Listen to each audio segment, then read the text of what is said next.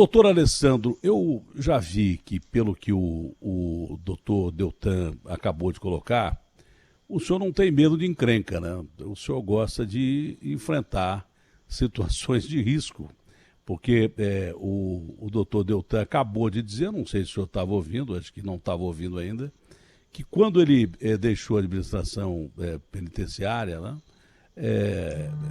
de agir lá em relação aos presídios, o que não é brincadeira, né? É um dos grandes problemas que o Brasil tem. O Brasil, ao invés de aplicar o princípio claro, eu não estou vendo a imagem do doutor, está aí o doutor? Ah, tá, agora sim. Obrigado, Daniel. Nós sabemos que o Brasil, um dos grandes problemas do Brasil é o setor carcerário, é o setor penitenciário. A justiça não funciona direito e a própria justiça não funcionando direito. Os caras achavam que deixar 60 presos numa cela onde cabem 10 era uma punição. Não era uma punição, mesmo porque houve uma série de erros, né? Começaram a colocar presos políticos ou sequestradores, ou presos que tinham algum know-how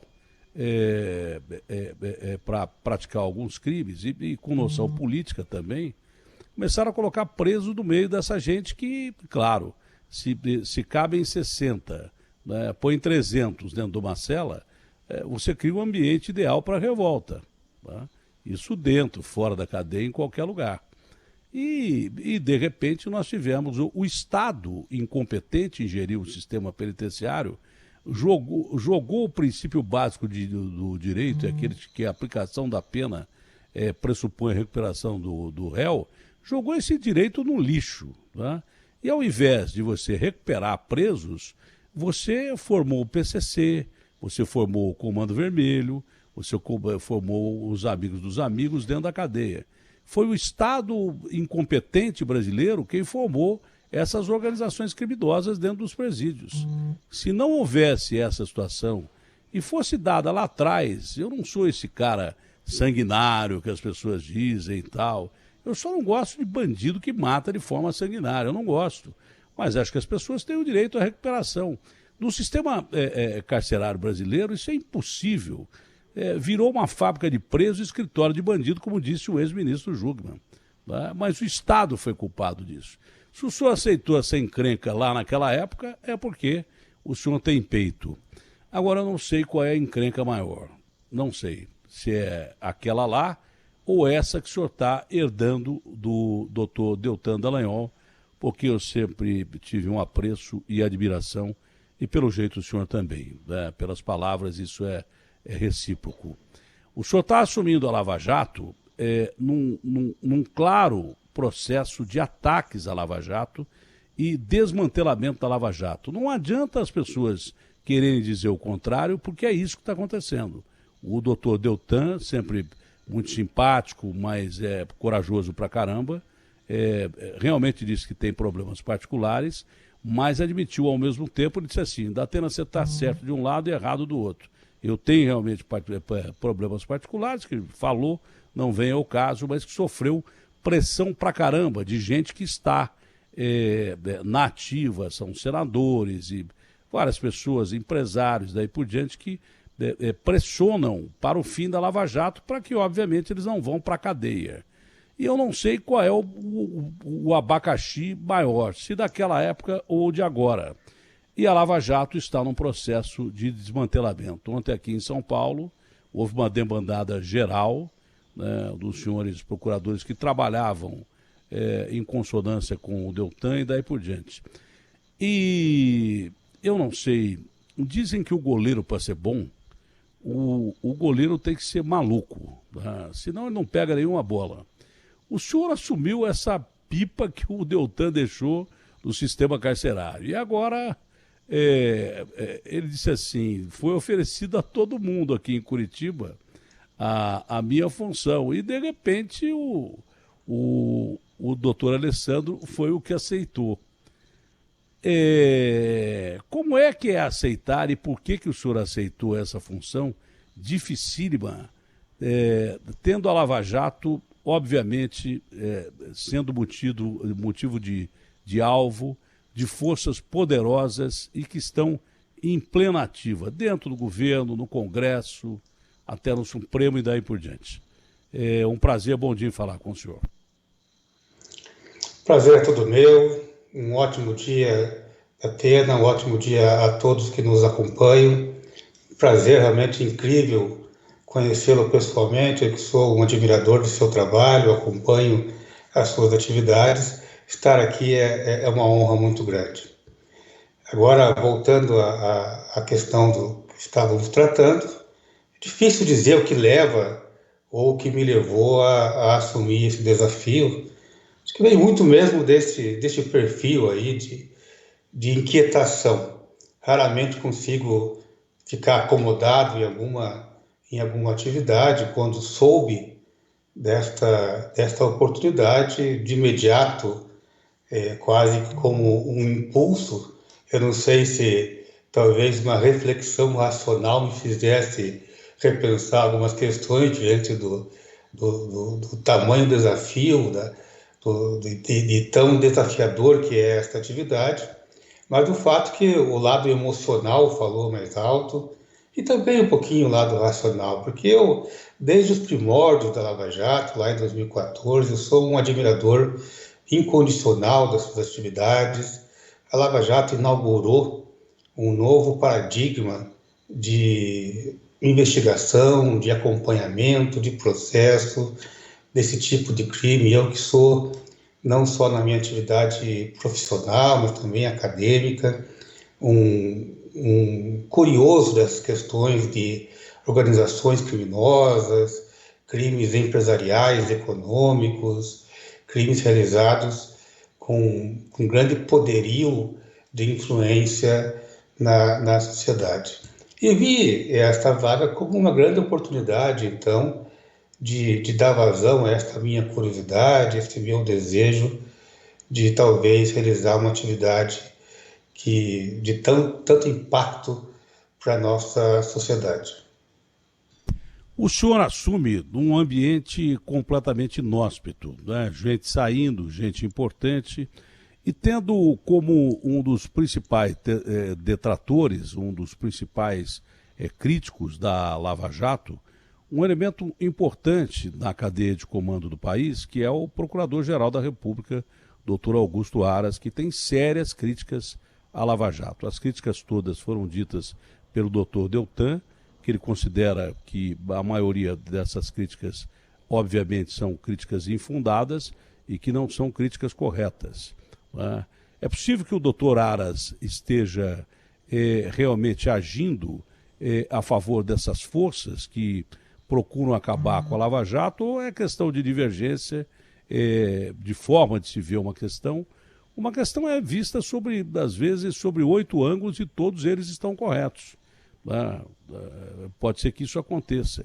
É possível uma aproximação com o Procurador-Geral da República e se mantendo, mesmo assim, a personalidade, o fundamento da Lava Jato, que é acabar não, é um termo muito pesado, mas minimizar a corrupção no Brasil? A tua pergunta já trouxe uma perspectiva bem interessante que eu vou apresentar. Especialmente nessa questão das ideias, do direito, isso é muito comum. As ideias podem se chocar, há tensões de posicionamentos, de convicções, isto é totalmente natural. Então, é natural o recebimento, a apresentação de críticas em relação ao trabalho da Lava Jato, e nós, como integrantes ou internos dessa questão, precisamos estar atentos para separar bem o que é uma crítica através de uma posição diferenciada e quais são aquelas críticas, eventualmente, que são somente destrutivas, críticas parciais, críticas de alguém que apenas quer a destruição desse novo modelo inaugurado pela Lava Jato. É claro que a emissão de eventuais críticas proferidas pelo Procurador-Geral, elas são recebidas naquele primeiro caminho, naquela primeira etapa, são críticas que devem ser levadas em consideração para sempre aprimorar o sistema. Afinal, não existe instituição, não existe categoria, não existe pessoa que esteja acima de qualquer crítica. Essas críticas deverão ser sempre bem-vindas para que haja um movimento interno de autorreflexão para verificar em que momento essas críticas podem ou não ter algum fundamento, ou, eventualmente, essas críticas são discordadas e apresentadas, então, a essa autoridade que criticou eventuais argumentos contrários. Esse processo que nós chamamos de dialético, de crítica, anticrítica, resposta, ele é responsável pela evolução, inclusive evolução da própria postura da Lava Jato. E é claro que também, por outro lado, e aí não está a figura do procurador-geral, existem eventualmente críticas de pessoas que têm efetivamente interesse apenas em interesse corrosivo, de destruir, de questionar, de E levantar não ser preso, falsas por exemplo. interpretações. Desculpe.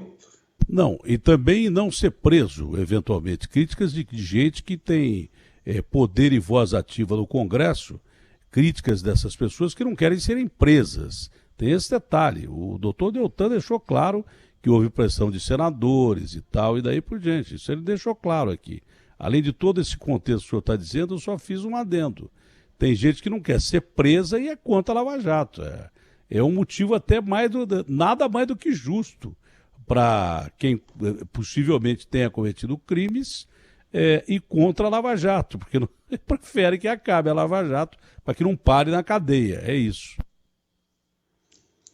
Exatamente. Inclusive, eu iria mencionar bem esta questão, né? Uma crítica proferida eventualmente por alguém que é investigado, que é processado, ou que tem perspectiva de ser investigado ou processado, ele é uma crítica que é recebida com muitas ressalvas, na verdade, porque é alguém que não tem a imparcialidade necessária para uma crítica que eventualmente possa construir esse processo de autorreflexão. Afinal, é natural, é humano. Isso é uma característica importante que eu queria mencionar para todos que nos ouvem. E ninguém naturalmente consegue se manter com uma imagem antiética. Então, é normal que a mesma pessoa que está inserida em um contexto criminoso, ele busque no seu psicológico um mecanismo para se justificar. E com isso, às vezes, ele acredita realmente que a Lava Jato, às vezes, representa, ou os procuradores são vingadores, pessoas que estão perseguindo, pessoas que estão motivadas por interesses partidários, interesses outros. Então, isso é algo bastante comum e até natural desse mecanismo de reação. Agora, ser comum não nos permite aceitar como normal, e é por isso que a Lava Jato inaugurou esse modelo e tem que insistir, é algo que veio para ficar e deve ficar. Quando o presidente Jair Bolsonaro convidou o ex-juiz Moro para ser ministro do seu governo, ele ia ao encontro dos desígnios da sua campanha, daquilo que foi dito na sua campanha, de que nós tentaríamos continuar o combate à corrupção. Até que ponto isso ajudou o presidente Jair Bolsonaro a ser eleito, eu não sei. Eu só sei que durante toda a sua permanência no governo do presidente Jair Bolsonaro, o Moro foi o ministro mais bem avaliado. E que, inclusive, quando eu fui entrevistá-lo antes dele assumir o cargo, antes do governo ser empossado, houve uma pesquisa da Folha de São Paulo que apontava o juiz Moro com uma aprovação muito maior que a do próprio presidente, que tinha acabado de ser eleito, eu acredito que muito mais pelos erros de roubos de partidos de esquerda do que praticamente por qualquer outra coisa. Acho que quem elegeu o Bolsonaro foi a roubalheira, foi a corrupção, que vocês foram atrás. E até por um reconhecimento disso, ele convidou o juiz Moro para botar dentro do seu governo.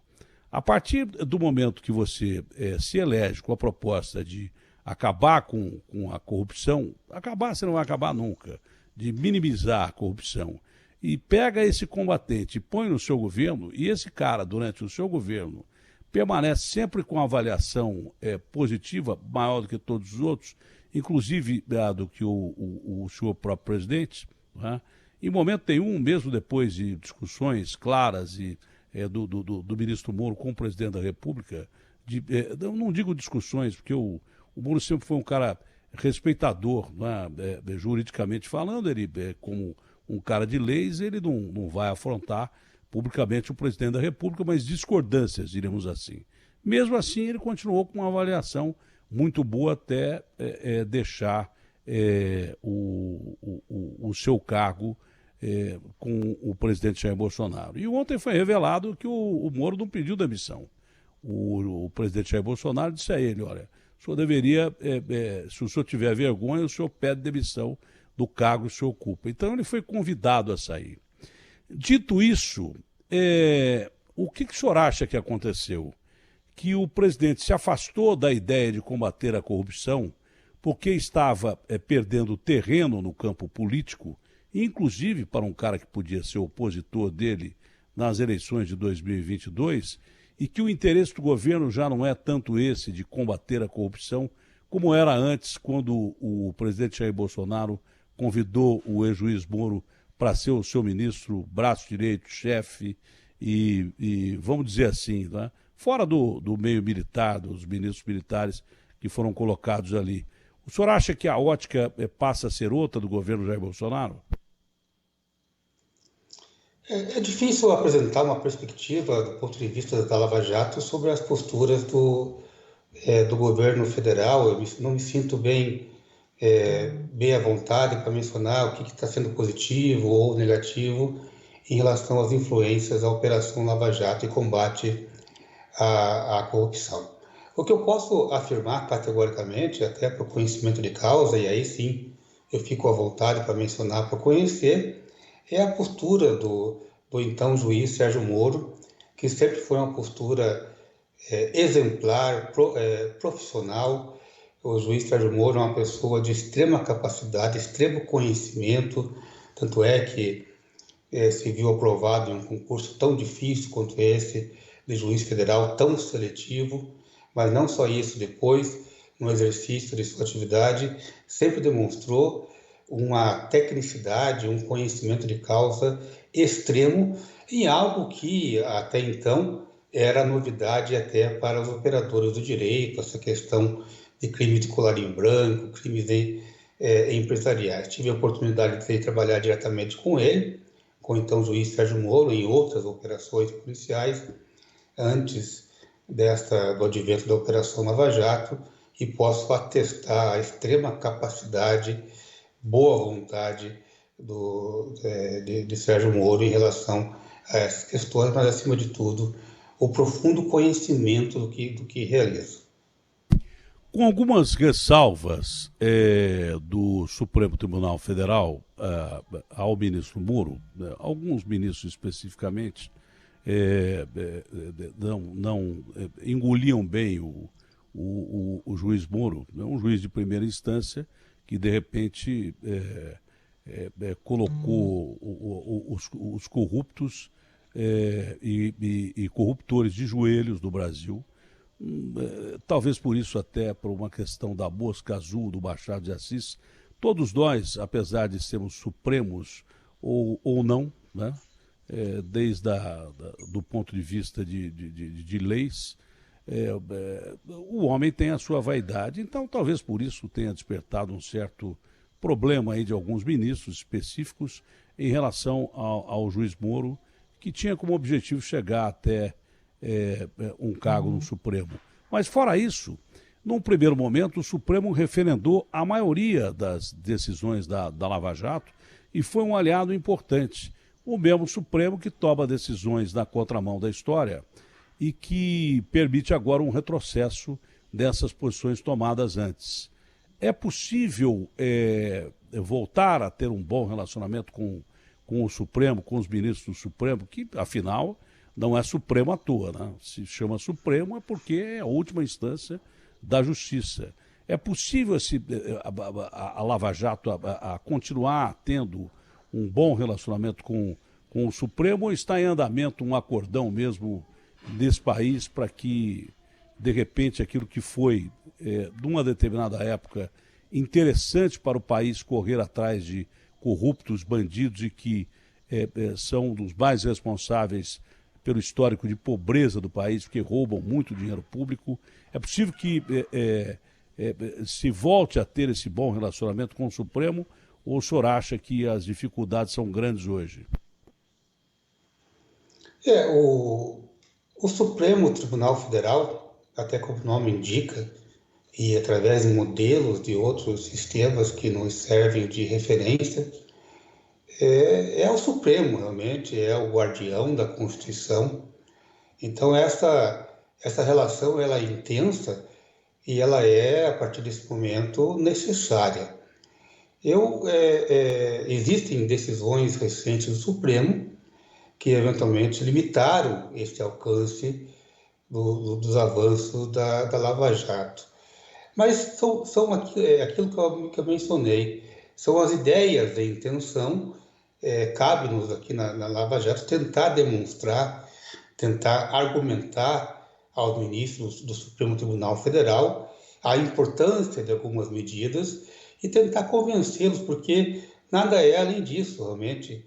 O Supremo, ele, através dos seus 11 ministros, emitem opiniões, só que essas opiniões são qualificadas, elas constituem,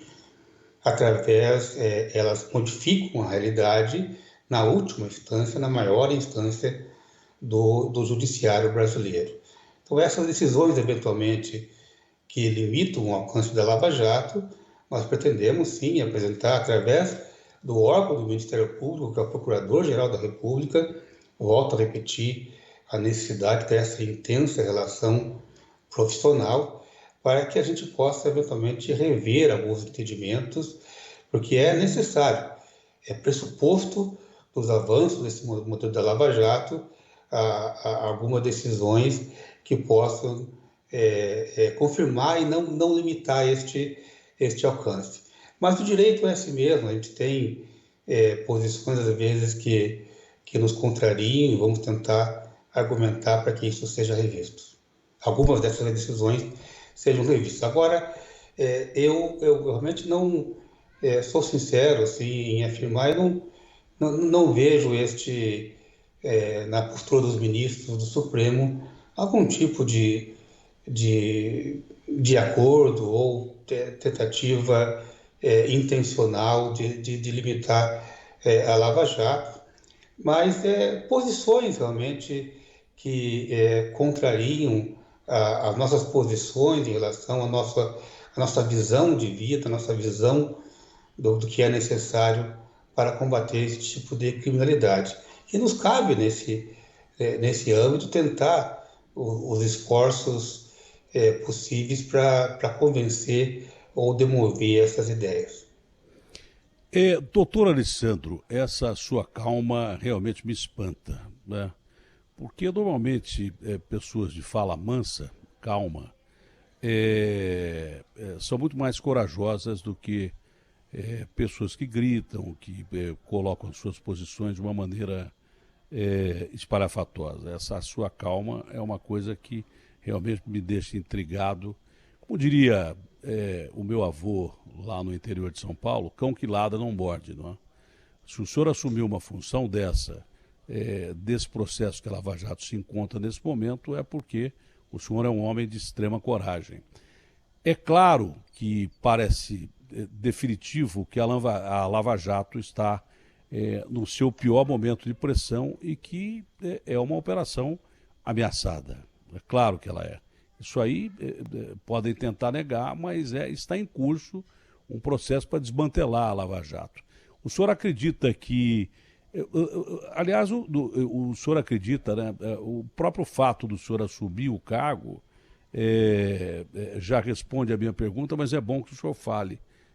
Senão, o senhor não assumiria coisa nenhuma. Mas há formas da Lava Jato atuar, né, que se possa adequar, talvez, até algumas críticas recebidas e continuar combatendo a corrupção. É possível isso? De você, num meio termo, continuar combatendo a corrupção sem que seja afetado o processo de investigação, sem que as leis deixem de ser respeitadas, julgando pelo CPF e não pelo RG, julgando pela importância de quem está aí na mira, porque geralmente quem está na mira da Lava Jato, quem esteve, quem está e quem estará na mira da Lava Jato, sempre é gente muito poderosa que arrancou muito dinheiro ilícito do Estado brasileiro, que cansou de ser sangrado, né?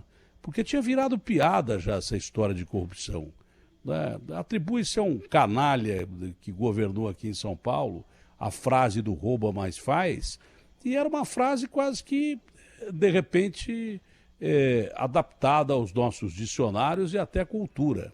A Lava Jato veio para quebrar isso. Então, o senhor acredita que a gente ainda pode, nesse momento difícil, sem que haja comprometimento de aplicação de lei contra quem quer que seja, não é? O senhor tem noção exata de que a Lava Jato possa continuar desenvolvendo o seu papel? Porque o papel dela na história já está demonstrado. Não importa o que aconteça daqui para frente, já está definido. Poderosos que a gente jamais pensou que iam passar pela cadeia foram presos. Não importa o tempo que foi e como foi, mas houve a prisão de gente que a gente jamais imaginava passar pela cadeia, porque havia virado até folclore, né? Você finge que eu investigo, né? E de repente eu finjo que estou investigando e você finge que vai preso. A Lava Jato mudou isso. Eu tenho uma visão bastante otimista da Lava Jato. Eu quero acreditar que ela vai sobreviver a este momento, ela vai até evoluir.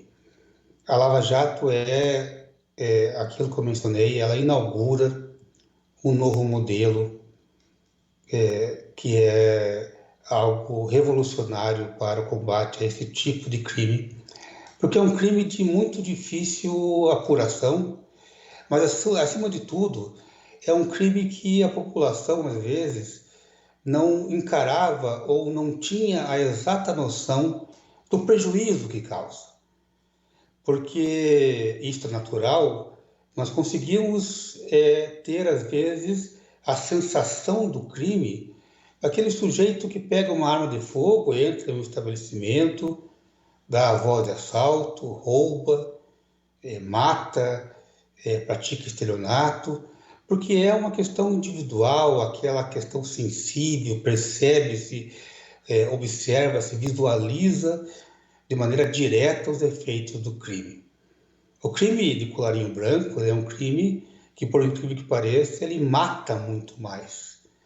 O criminoso de colarinho branco, ele é um assassino, ele rouba o futuro de nossas crianças, ele mata as pessoas que estão esperando uma cirurgia, um tratamento, um medicamento no SUS, ele mata as pessoas pela falta de estrutura de segurança com o dinheiro que ele é desviado, só que isso às vezes nem sempre é de maneira direta aferível, e a Lava Jato trouxe para a população esta exata noção do prejuízo que causa a criminalidade econômica.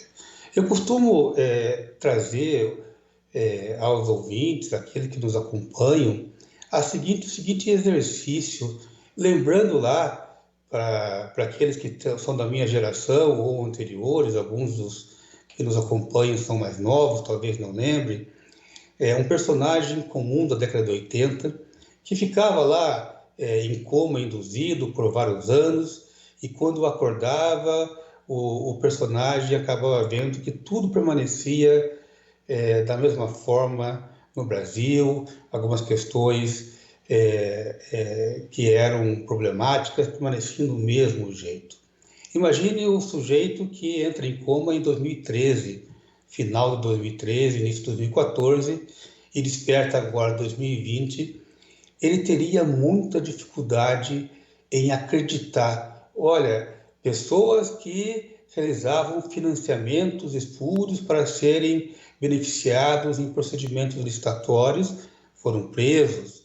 Políticos de autoridades políticas que se corromperam, estão na estrutura hierárquica bem elevada da República Brasileira, foram presos, tiveram seus mandatos caçados, ele teria dificuldade de acreditar. Porque, como bem mencionado, Datena, todo mundo sabia que isso acontecia, todo mundo tinha conhecimento, imaginava como eram os bastidores, só que com a Lava Jato isso passou a ser descoberto, ou usando uma palavra comum, isso passou a ser desvelado, tirou-se o véu para mostrar uma realidade corrompida em alguns setores, em alguns fatos, sem essa generalização.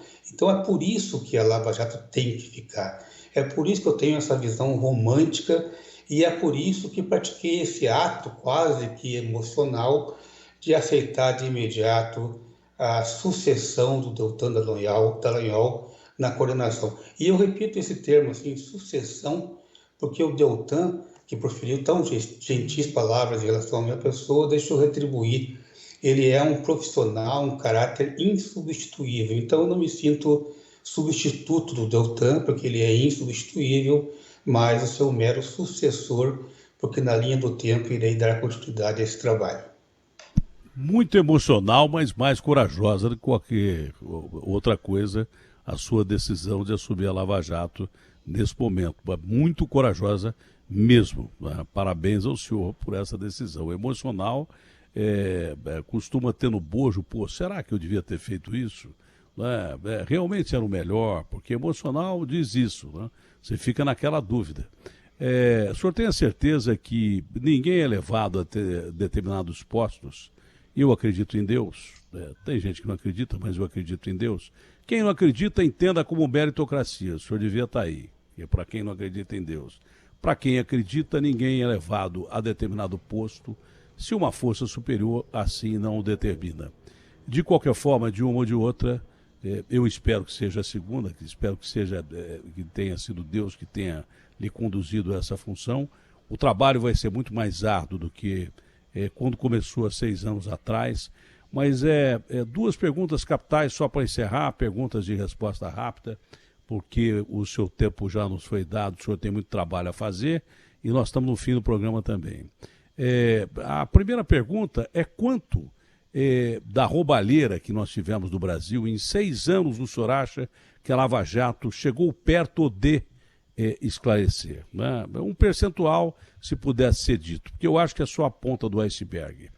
E mesmo com esse desmantelamento, porque há uma desesperança, quando você perde o Moro, perde o Deltan, há uma desesperança em jovens procuradores, principalmente, em continuar trabalhando naquilo que fala, isso aí não vai dar em nada, realmente o Brasil era desse jeito. Então essa vai ser a sua função de reaglutinação e de dar esperança a esses jovens procuradores que continuem na luta contra a corrupção, que é a salvação desse nosso país e vai precisar ser mesmo, porque o fator econômico é fundamental a partir do ano que vem, não é para o Brasil, é para o mundo, né? Porque nós estamos no meio de uma pandemia com economias destruídas. Se houver roubo no meio dessas economias destruídas, cada vez mais o povo terá menos. Então são essas duas perguntas para encerrar. E foi um prazer conhecê-lo durante essa entrevista e eu espero do senhor o melhor possível e vi que o senhor é capaz realmente para estar nesse cargo. Eu sou um entrevistador que tem quase 50 anos de profissão, eu sei conhecer as pessoas. Muito obrigado pelas referências, isso é mais do que um prazer, eu repito, é uma grande honra estar aqui em seu programa, eu que sou um grande admirador de seu trabalho, lá de longa data, inclusive, acompanho já o seu trabalho e o admiro. Quanto a percentual, eu tenho é impossível avaliar esse percentual porque eu observo o horizonte de possibilidades de investigação, já nesse meu início de atividade, e não encontro anteparo. Cada linha de investigação que eu me deparo, eu vejo um desdobramento em 2, essas 2 em 4, e dessa progressão geométrica eu não consigo encontrar no horizonte ainda alguma possibilidade de finalização. Tal é a quantidade de fatos que são descobertos, e esses fatos levam a outros e levam a pessoas, a esquemas. Realmente o modelo Lava Jato tem que ter vindo para ficar. E aí eu emendo na outra questão, não podemos nos acomodar, nunca. A Lava Jato ela tem que ficar, e o apoio da população à Lava Jato não é só importante, ele é fundamental para que tenha continuidade. E esse meu trabalho realmente exige muita responsabilidade, porque tentar remover ou tentar renascer ou tentar manter nas pessoas esse sentimento de nunca se acomodar.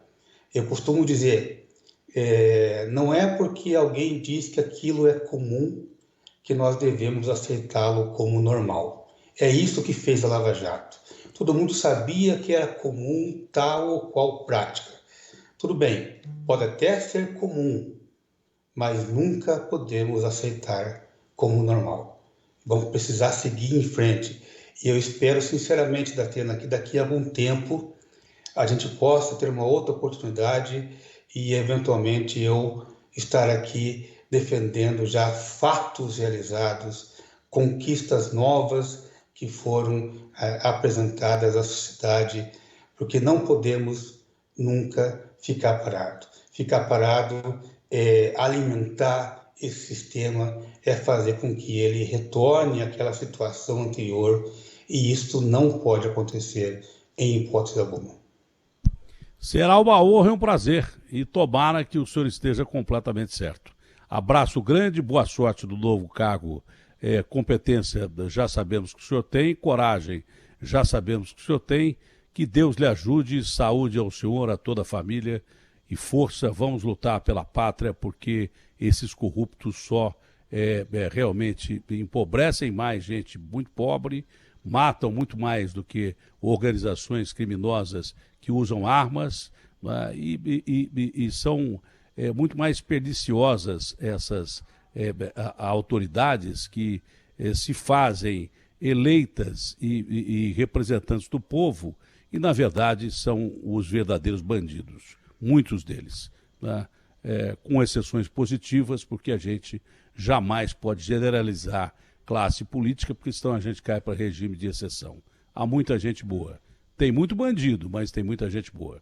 Um abraço grande, tenha um ótimo dia e foi um prazer conversar com o senhor. Muito obrigado, saudações e um grande abraço a todos. Abraço grande.